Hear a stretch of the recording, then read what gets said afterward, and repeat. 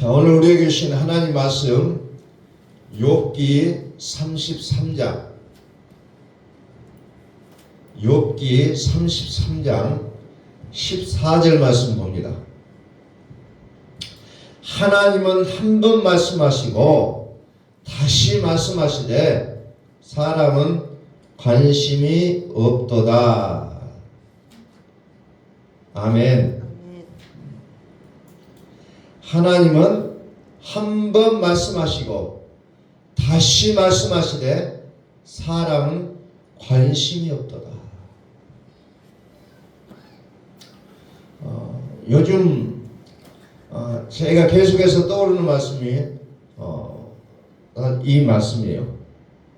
하나님은 한 번 말씀하시고 다시 말씀하시되 사람은 관심이 없도다. 관심이 없도다.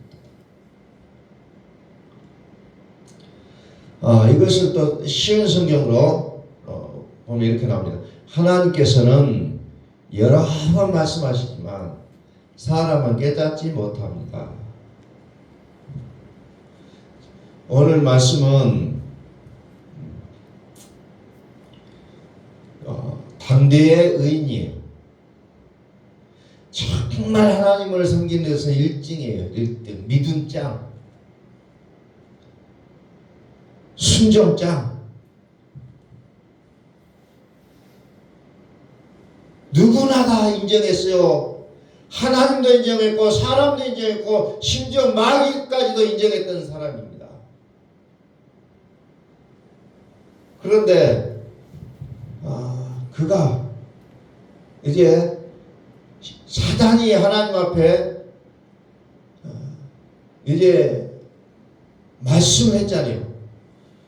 욥이 왜 저렇게 하나님을 잘 섬긴 줄 압니까? 하나님 복 주셨기 때문에 그랬습니다 라고 사탄이 얘기하니까 그럼 어떻게 하면 욥을 마음을 알 수 있겠냐? 다 빼앗아 버립시오. 그래서 건강도 빼앗고 자녀들도 빼앗고 재산도 빼앗고 다 빼앗았어요. 그리고 나서 기아장에 올라앉아서 자기의 가려운 몸을 빡빡 긁고 있을 때 그의 그 지인이었던 엘리후가 와서 욥에게 하는 말이 오늘 욥기 33장의 내용들이에요. 참 여기에도 보면은 우리가 들을 수 있는 메시지 참 많은 메시지들이 여기에 담겨져 있습니다. 그 중에 엘리후가 욥에게 하는 말이 하나님께서는 여러 번 말씀하는데 사람은 깨닫지 않는다는 거예요. 이 말씀을 보면서 많은 생각들을 해보게 됩니다. 많은 생각들. 하나님의 영이 나를 쉬셨고 전능자의 기운이 나를 살리셨습니다. 그대가 할 수 있거든 일어서서 내게 말씀하시고 내 앞에 진술하라. 네가 오늘날 이렇게 된 것이 뭔가가 문제가 있기 때문에 당신이 이렇게 된 것이다. 여기 쉬운 성경에 보니까 여기 1절에 그런즉 욥이여 이렇게 우리 성경에 기록됐는데 쉬운 성경에 보니까 욥 어르신이여 좀 후배인 것 같아요. 엘리후가. 욥은 좀 나이가 많으신 분이고 어르신 내 말을 한번 들어보고 좀 주의 깊게 들어보세요. 그러면서 욥으로 하여금 회개하기를 원하는 그 마음을 토로하고 있는 내용이 33장에 있는 내용이에요.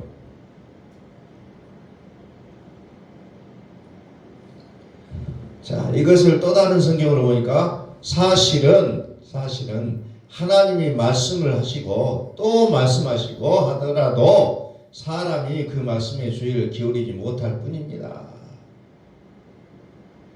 오늘 우리는 어떻게 해야 됩니까? 라고 막 상담자를 찾아가고 막 점치는 사람을 찾아가고 오늘 온통 우리 사회가 점치는 사회예요.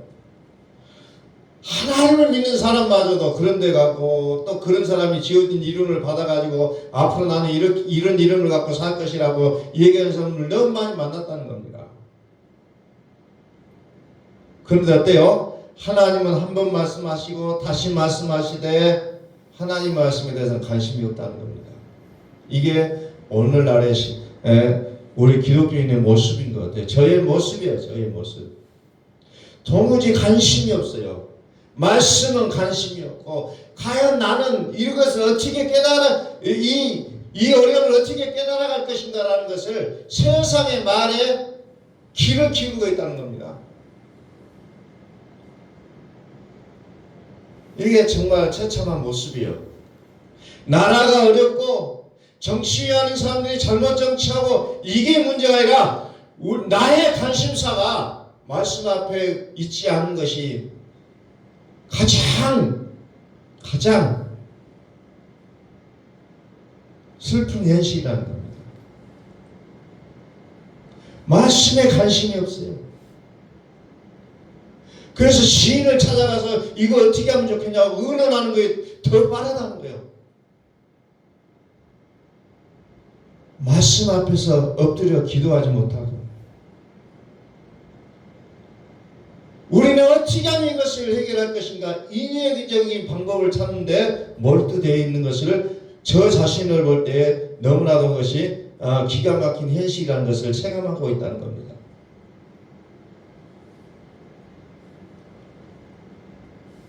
마치 로마서에서 말씀하는 내용과 같아요. 하나님을 알기는 알아요. 로마서 1장 21절에 하나님을 알되 하나님을 영화롭게 하지 않는다는 거예요. 감사하지도 않아요. 하나님을 알긴 알아요. 다 믿는다고 얘기합니다. 예, 열심히 믿어요. 그래서 주일날이면 성경책 챙겨가지고 예배 드린다고 찾아가요.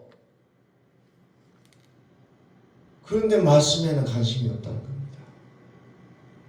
하나님을 영화롭게도 아니하며 감사하지도 않고 오히려 그 생각이 허망하여지며 미련한 마음이 어두워졌다. 생각이 허망하다. 생각 자체가 긍정적인 사고냐 부정적인 사고냐 이런 차원이 아니라 그 생각이 허망해졌다. 그냥 허망해졌다. 또 마음이 어두워져 갖고 어떻게 냐 나는 지혜 있다는 거예요. 나는 지혜 있다. 그러나 하나님 보실 때는 어리석다는 겁니다. 그리고 어때요? 썩어지지 아니하는 하나님의 영광을 썩어진 사람과 새와 짐승과 기어다니는 동물 모양의 우상으로 바꿔버렸다는 거죠. 이게 오늘의 나의 모습이라는 게 나의 모습. 하나님의 영광을 썩어진 사람과 새와 짐승과 각종 우상이라는 거죠. 사람.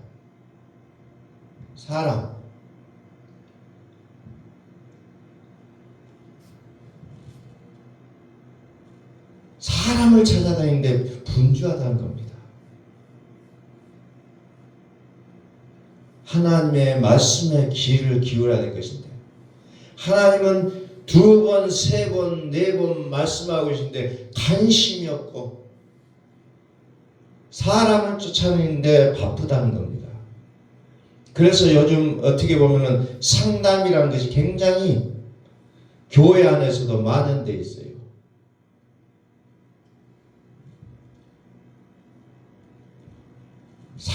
상담이 나쁜 건 아니에요. 좋은 거예요. 그러나 하나님의 음성을 듣는데 먼저 돼야 된다는 겁니다. 어떤 교회를 다녔었고 많은 이단들을 섭렵했었고 또 어떤 명상도 해봤던 사람을 만나서 이야기해 본 중에 이런 얘기를 하더라고요. 어떤 요즘 순천에도 그냥 왕성하게 우리 시도에 부흥하고 있는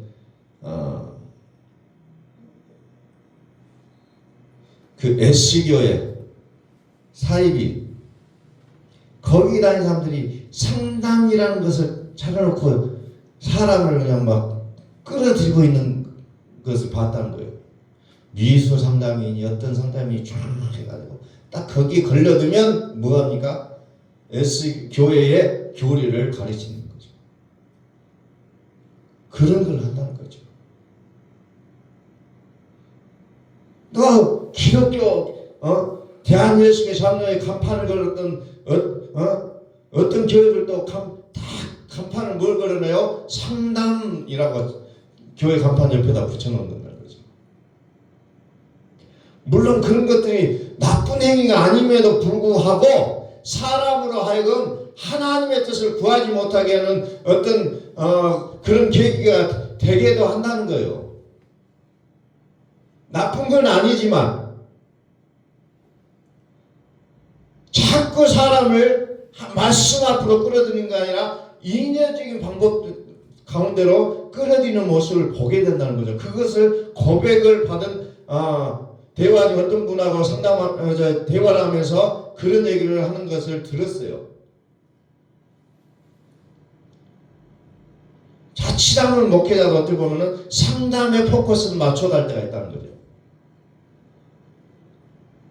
저도 학기 중에 상담학을 공부를 했어요. 뭐 자격증 공부는 하지만은 학기 속에 그 들어서 좀 전문적인 내용들을 좀 훑어보는 그런 기회가 있었다는 겁니다. 좋은 거예요. 너무나도 좋은 거고 필요한 것임에도 불구하고 우리가 하나님 앞에 나아가지 못한다면 그것마저도 의미가 없게 된다는 겁니다. 바꿔버려요. 하나님의 영광을 썩어질 사랑과 우상으로 바꿔버린다는 겁니다. 우상으로 바꿔버려. 오늘 이 말씀들을 좀 진지하게 한번 생각해 보셔야 된다는 겁니다. 진지하게.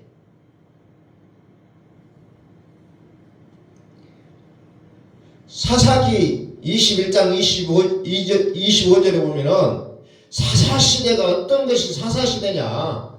사사시대는 어떤 시대요? 이스라엘의 왕이 없어서 이스라엘 백성들이 하나님 앞에 우리도 다른 민족들처럼 왕을 주세요. 부르짖으니까 하나님께서 그들에게 사사를 보내가지고 그들을 다스리게 했던 시대입니다. 근데 그 사사시대를 한마디로 뭐라고 얘기하고 있냐면은 이스라엘에 왕이 없으므로 사람이 각기 자기의 소견에 옳은 대로 행하였더라. 이렇게 사사기 마지막에 딱 한 줄로 이렇게 요약을 해놨습니다. 저는 이 시대를 보면서 이 말씀에 동감을 하고 있다는 겁니다.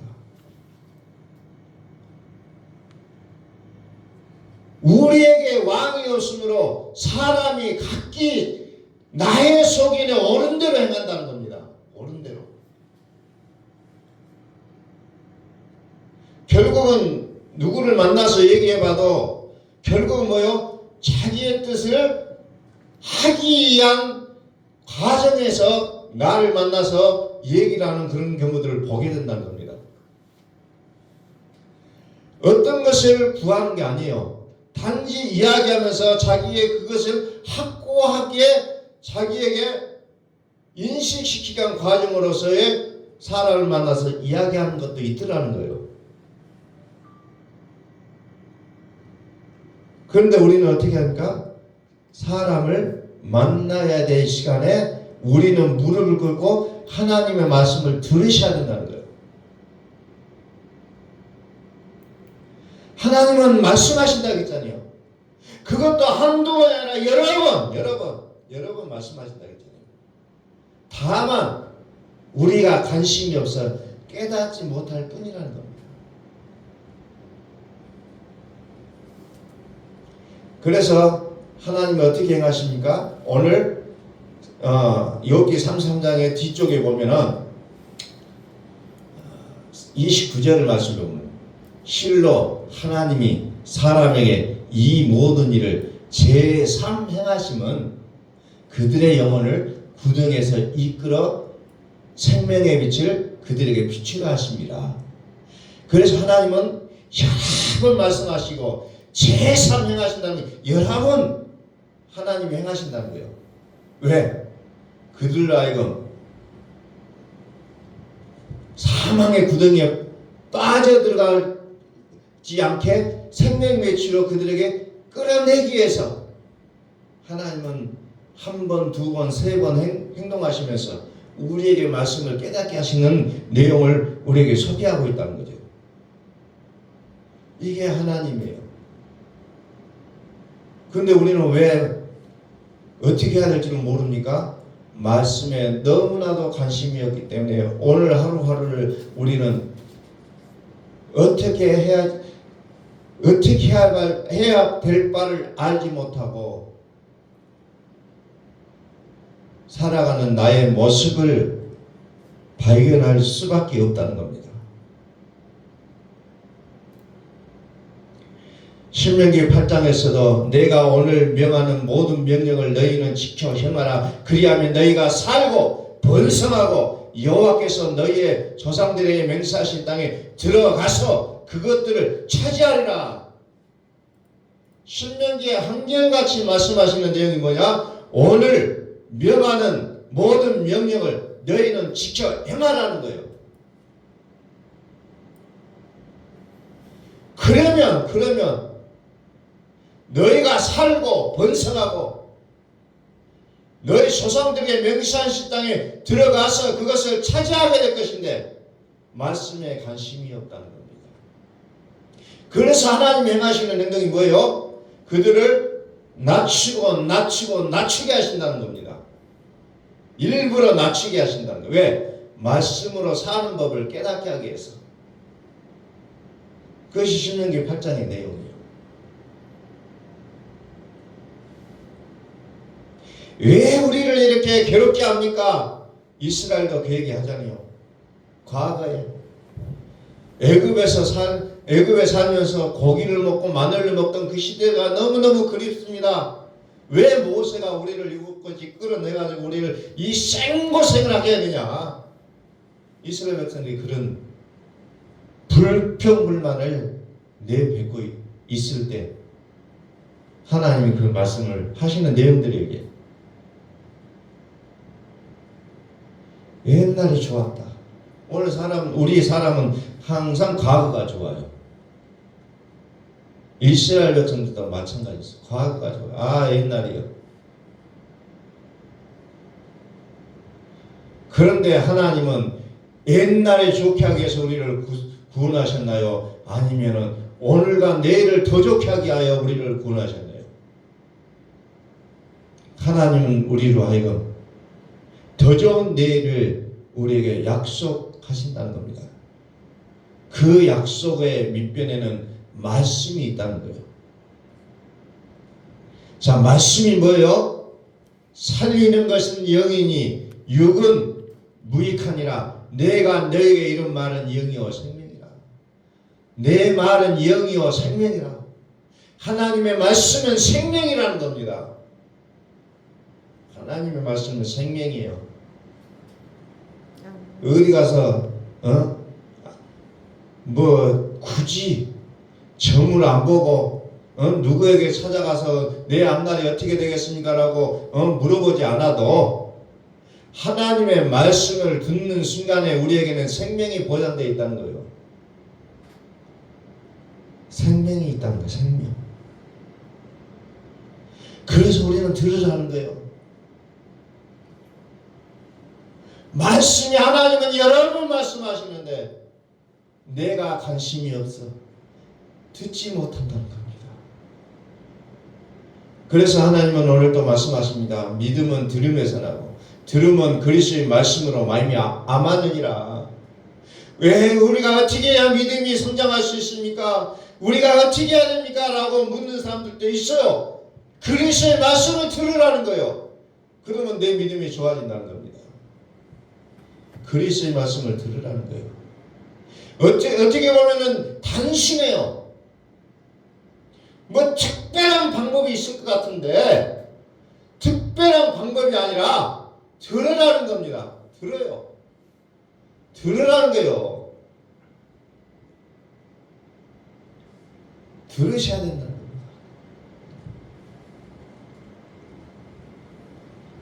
자꾸 들어야 돼요. 들어야 믿음이 커진다는 겁니다. 듣지 않으면 믿음이 커지지 않아요. 제가 옛날에 공부했던 방법 중에 하나가, 우리는 국어책을 우리 어렸을 때 국어책을 읽잖아요. 그 국어책을 읽을 때 소리내서 읽으라고 옛날에 이제 우리 부모 세대들은 그것을 굉장히 강요를 했습니다. 근데 그것이 그것이 정말 좋은 방법이냐 생각을 해보고, 옛날에 우리 조상들이 공부했던 방법도 보니까 소리내어 읽었습니다.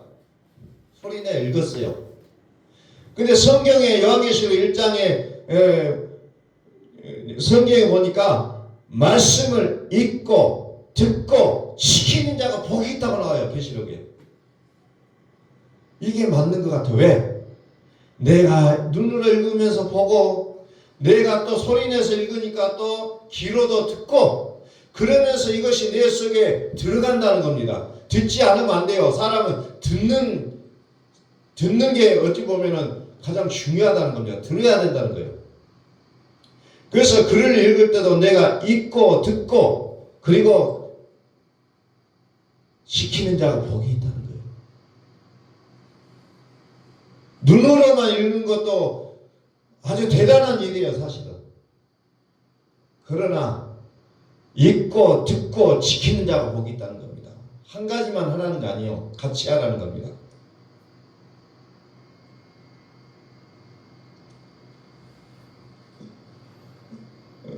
이 비유가 뭐 딱 맞는 것인지 잘 모르겠습니다만은, 아나운서들이 이 언어 구사하는 연습을 할 때 말을 하잖아요. 그들은 그냥 눈으로만 하지 않아요.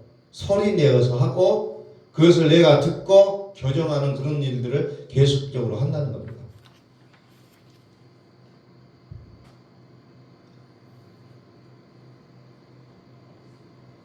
소리는 소리예요. 문자로 기록했지만 소리라는 겁니다. 그리스도의 말씀을 들어야 우리의 믿음이 커지고, 그리스도의 말씀을 들어야 여기에 지혜와 보화가 다 들어있다는 거예요. 여기에 모든 우리의 삶의 원칙이 다 담겨져 있다는 겁니다. 그 그리스도는 누구예요? 살아있는 자라. 내가 전에 죽었었노라. 죽으실 뿐만 아니라 살아나신 그리스도 예수. 그리스도 예수. 예수는 우리 죄를 위하여 죽으시고, 그리스도는 우리를 의롭게 하기 위하여 살아나셨느니라. 그러므로 요한계시록에 있는 7교회가 가졌던 불행 중에 하나가 뭐예요? 살았다 하는 이름은 가졌으나 죽은 자라는 것이 가장 큰 문제였다는 겁니다. 오늘 우리가 살았다 하는 이름, 그리스도를 우리는 말하고 믿는다고 얘기하는데, 내가 죽어 있으면 그건 의미가 없잖아요. 내가 죽어 있으면 의미가 없어요. 그분이 나에게 오셔서 내가 산 자가 되어야 된다는 겁니다.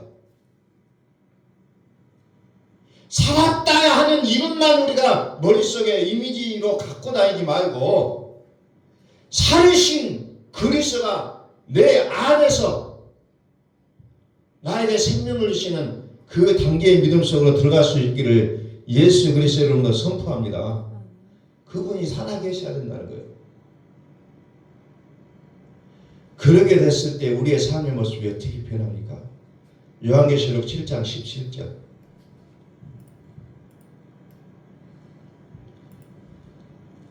이는 보호자 가운데 계신 어린 양이 그들의 목자가 되사 생명수샘으로 인도하시고, 하나님께서 그들의 눈에서 모든 눈물을 씻어 주실 것입니다.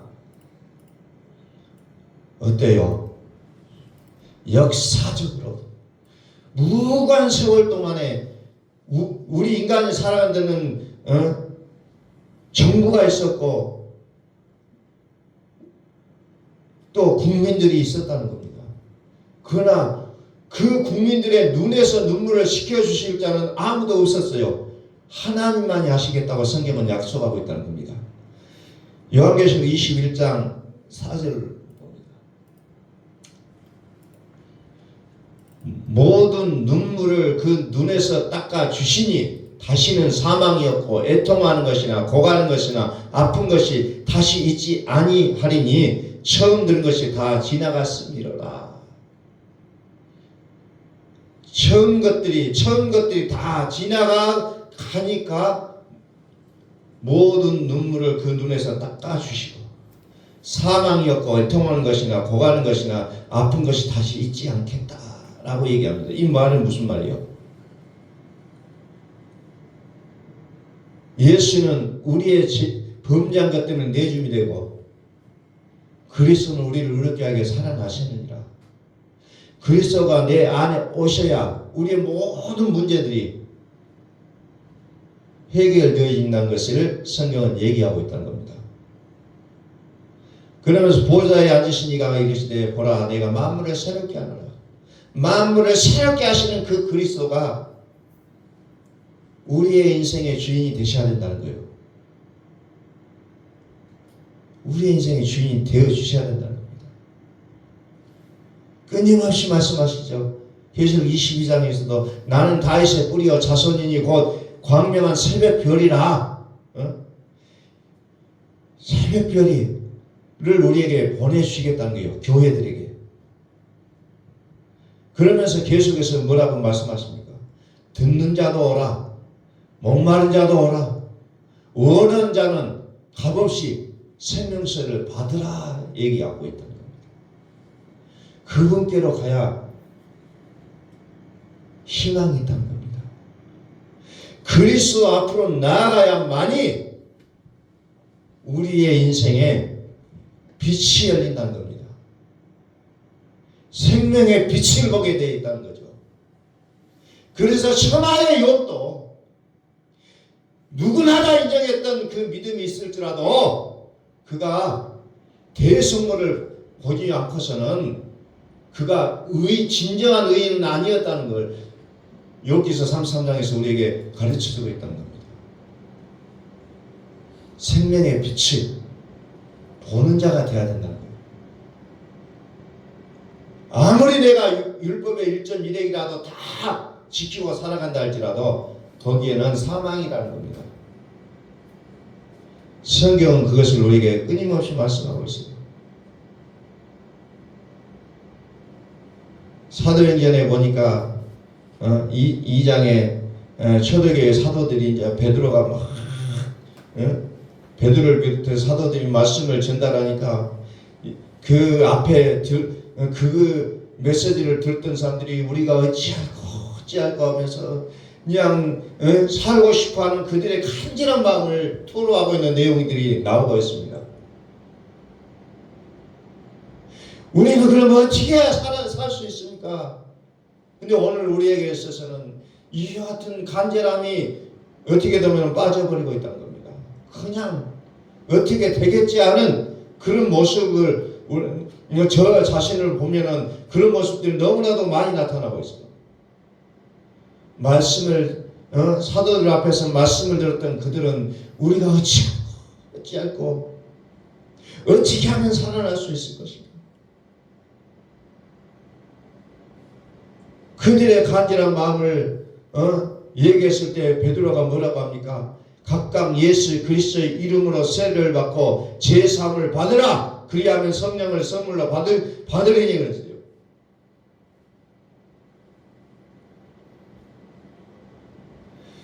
그리스도를 사모하지 않으면 우리의 인생은 살았다 하는 이름을 가졌으나 여전히 죽어있는 자의 모습으로 살아갈 수밖에 없다는 거예요. 살아있는 이름을 우리의